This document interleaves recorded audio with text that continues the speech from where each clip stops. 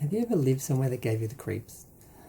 Hello, Steve White, Steve RC9. I've been talking about places that I've lived in and stories of things that happened to me when I was younger and paranormal experiences and things like that. It's sort of been fun to remember all this stuff that's happened over my life.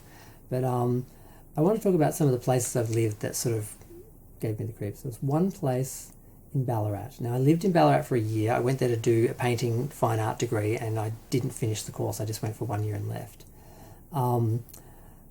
Ballarat, I came from Tasmania, and Ballarat felt like the same as Tasmania. It just felt like a big town. It didn't really feel like a city.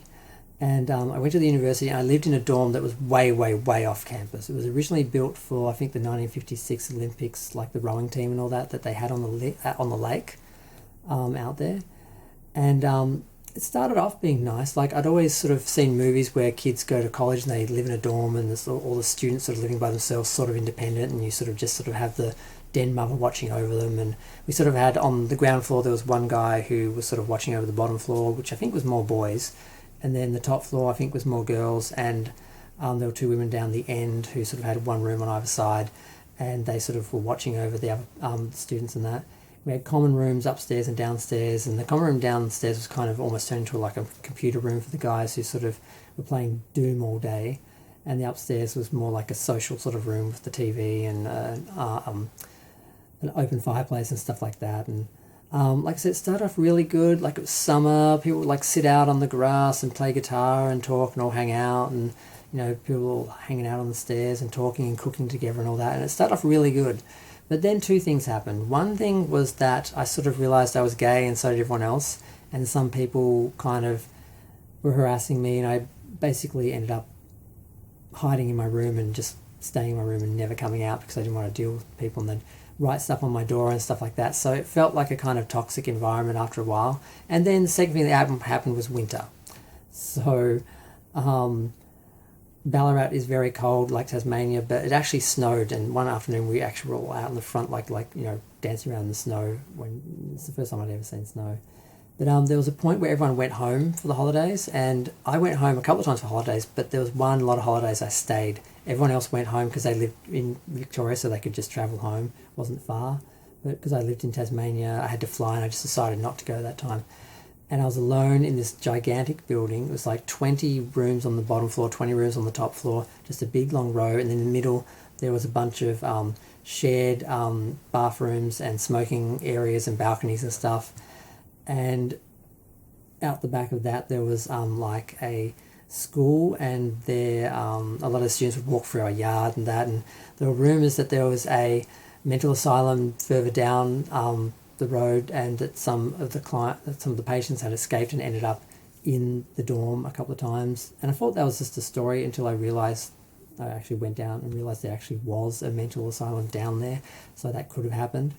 So you always felt vulnerable. You felt like anyone could just walk in. The place was never really locked or secure because there were so many people coming and going, and the bathroom areas were so open. It was nice and breezy in the summer, but in the winter it just felt like vulnerable and cold and just creepy. I never wanted to go and have a shower. It was like horrible. But everyone left. It was just me, and it was like being in The Shining. Just walking around this giant cavernous place by myself, and sometimes I'd hear things, and I'd go out. I felt like I could hear something in by the common room, so I'd like creep down the hall, looking either side of me, feeling like someone's going to jump out of any one of the rooms at any point and get me, and go down the end, peek my head in there. There'd be no one there. Then, same thing, sometimes it'd happen upstairs. I'd go down the hall again in the dark and creep around the corner and stick my head in the room. There'd be no one in there. I felt like I could hear someone there. I felt like someone had come home, or someone had just snuck in or something, and there'd just be random noises. And it was really scary. Like, every other time when I went down to the bathroom and walk around the corner, I expected to see those two girls from The Shining. I actually had The Shining on video, and I made the mistake of watching it during that week or so. I think it was a week or two that I spent there alone.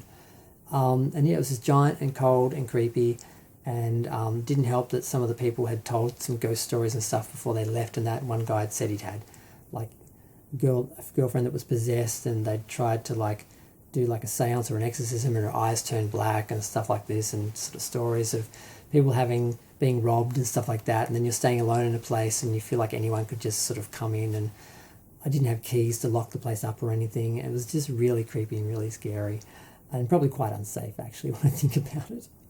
But either way, I still have fond memories of the place in some ways because it kind of reminded me of the Amityville house, the way it was structured in some areas and that. And I loved being on the second floor, and I always was fascinated by houses with different levels. And that's the first time I think I'd lived on a second floor or anything, and got to look out over view, like over the yards and that stuff. So I have some good memories of it, but also it was very creepy, and I really felt like I was in The Shining for a few moments there, here and there, and it was just really gave me the creeps.